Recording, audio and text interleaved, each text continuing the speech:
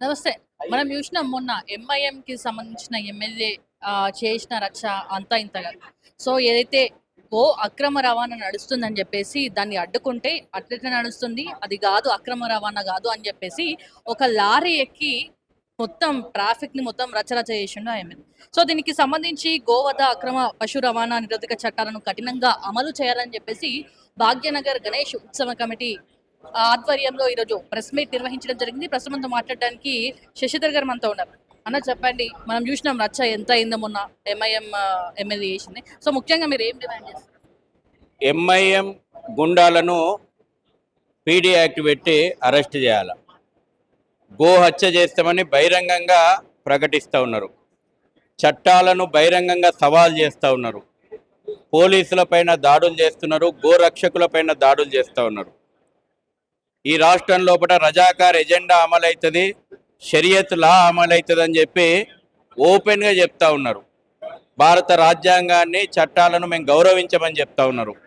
వందే మాతరాన్ని మేము వాడమని చెప్పి 16 మార్చి 2026 నాడు అసెంబ్లీ నుంచి బైకాట్ చేసినటువంటి దేశద్రోహ భావజాల పార్టీ ఎంఐఎం పార్టీ ఇవాళ చట్టాలను సవాల్ చేస్తూ రాజ్యాంగ విరుద్ధంగా మేము ఉంటామని చెప్తున్న పార్టీ ఎంఐఎం పార్టీ నడి రోడ్డుపైకి వచ్చేసేసి అల్లర్లు సృష్టిస్తున్నటువంటి పార్టీ, విద్వేషాలు వెళ్ళగక్కుతున్నటువంటి పార్టీ. వాళ్ళు ముందుకెళ్తున్నారు. ఏ ధైర్యంతో ఇట్లా విచక్షణ రహితంగా ఎంఐఎం పార్టీ ప్రజాప్రతినిధులు గుండాల్లాగా వ్యవహరిస్తున్నారు.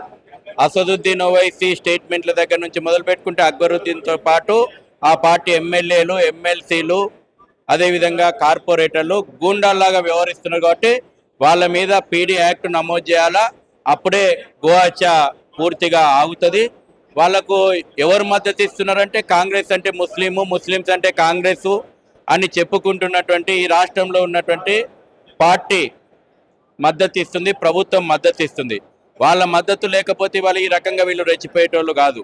పోలీసు సమర్థవంతమైనటువంటి పోలీసుల చేతులు కట్టేసింది సంతుష్టికరణ రాజకీయాలు, ముస్లిం మతోన్మాద రాజకీయాలకు కొమ్ము కాస్తున్నటువంటి సంతుష్టికరణ రాజకీయాలు.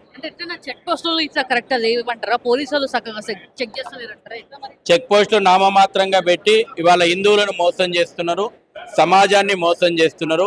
చెక్ పోస్టులు సమర్థవంతంగా ఉంటే రాష్ట్ర సరిహద్దులు దాటి, జిల్లా సరిహద్దులు దాటి నగరంలో విశ్వనగరం లక్షలాది కెమెరాలు ఉన్నాయి, చీమ చిటుక్కుమంటే కనబడుతుంది మాకు అని చెప్పుకుంటున్నటువంటి భాగ్యనగరం లోపల, పాత పట్టణం లోపల వేలాది గోవులు ఇప్పుడు నువ్వు నేను పోయినా కనబడతాయి. ఎక్కడ ఫెయిల్యూర్ ఉంది? ఎవరిది ఫెయిల్యూర్ ఉంది? ప్రభుత్వం యొక్క ఫెయిల్యూరు, పోలీసుల ఫెయిల్యూర్. ఇది పోలీసుల ఫెయిల్యూర్ కూడా అన్నా నేను.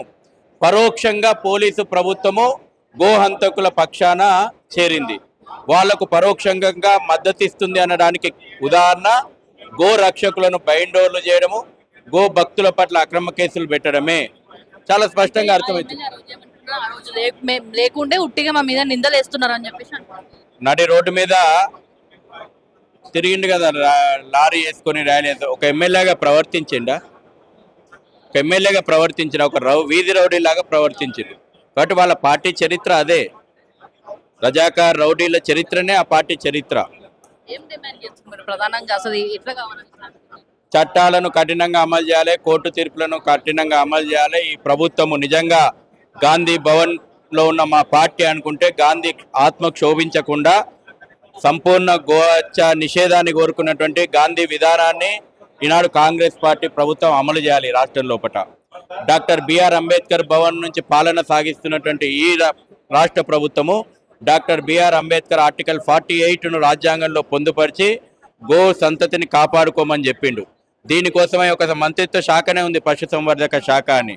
దీనికోసమే ఒక హిందువుల యొక్క విశ్వాసాలు, అది పశు అంతక శాఖ అయిపోయింది, సంవర్ధక శాఖ కాదు, అది పశు అంతక శాఖ. ఎందుకంటే గతంలో గొర్రెల కుంభకోణం చూసినాం మనము.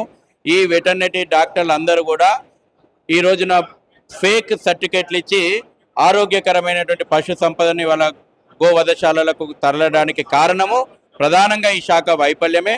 అందుకే యాంటీ కరప్షన్ బ్యూరోకి కూడా మేము కంప్లైంట్ చేస్తాము. చట్ట ప్రకారం వాళ్ళ మీద క్రిమినల్ కేసులు కూడా మేము నమోదు చేస్తాం. ఫైల్ అవుతుంది అనుకుంటున్నారా అన్న మీరు? కేసు ఎంఐఎం పార్టీకి సంబంధించిన ఎమ్మెల్యే పైన కావచ్చు, వాళ్ళపైన నమోదయ్యే అవకాశం ఉందంటారా? రాక్షస భావజాలం పెట్టేగిపోతుంది. రాక్షస భావజాలం సవాళ్ళు ఇస్తున్నారు. మీరు రాసి పెట్టుకోండి. గో రక్తంతో తడిచినటువంటి దారుస్థలం ఎజెండా పైకి బుల్డోజర్ వచ్చేటువంటి రోజు త్వరలోనే ఉంది.